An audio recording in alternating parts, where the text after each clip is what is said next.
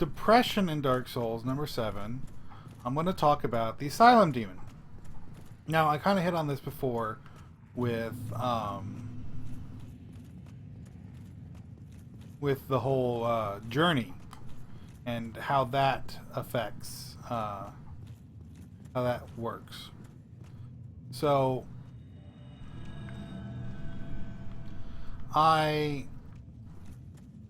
wanted to talk about how the Asylum demon is, how it's set up and what it's like. So, with the Asylum demon, you run through this area of the tutorial and you're reading signs and stuff, and you get to this thing, this empty room, unless you were looking up. And then this giant thing drops in on you and probably smashes the shit out of you because you're trying to fight it. Yeah, that's usually how the first time goes for just about everyone, unless you checked ahead of time.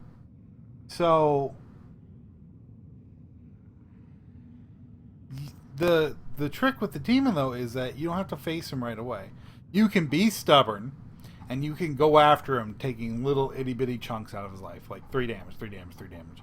And you can take a while to beat him. If you're good, you can actually succeed.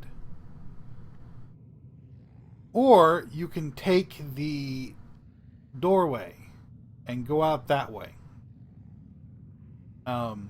Which is like avoiding a problem. And I know that with my depression, a lot of times I do end up trying to avoid my problems. Like I just won't deal with them. So you go and you avoid your problem, but then you go and find some ways to deal with it. You get your weapons for your class, pick up your secondary stuff, and it's going to make it a lot easier the second time around. And in fact, the path that you take leads you exactly to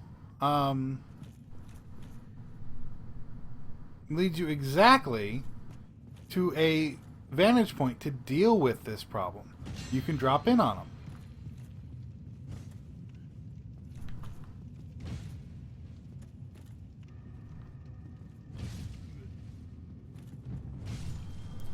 And then it shows you that the problem is not that tough to deal with the proper tools.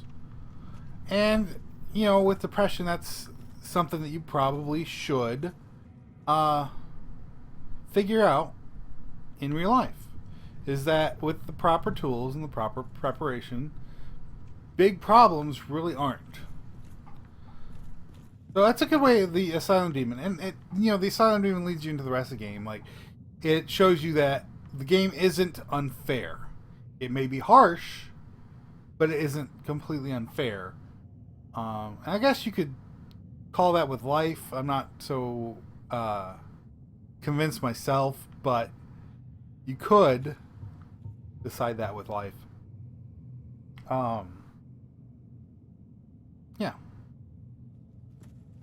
So that's how the Asylum demon is with depression. It's a pretty good analog. So very short, very quick talk. That's what I wanted to do.